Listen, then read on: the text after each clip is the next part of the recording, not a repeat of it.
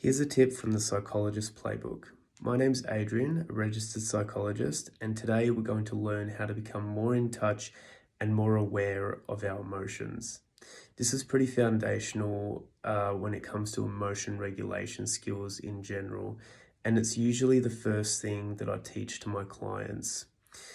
Essentially, we want to get in touch with our emotion thermometer, which is a 0 to 10 scale, where 0 equals when we're feeling like really positive emotions like calm and happy, and 10 being when we're feeling really depressed, anxious, angry, or irritable, or any other sort of negative emotion. We want to really get in touch with our 7 out of 10, because when we're at an 8, 9, or 10 out of 10, we tend to say and do things that we regret.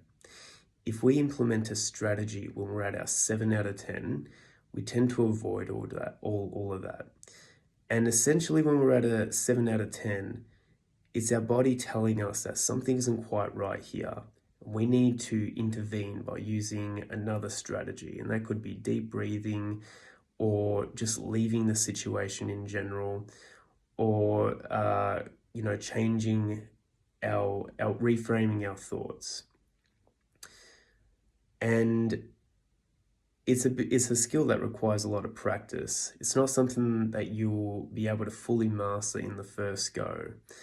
But the more and more you get in touch with your 7 out of 10 and start to really familiarize yourself with when you're starting to creep up in that emotion thermometer, that's when we really start to become more emotionally aware and become more able to implement a strategy before we do say or do something that we regret, or when we have a cycle of anxiety through anxious thinking that just spirals out of control, and before we know it, it's hard to pull ourselves out of that cycle.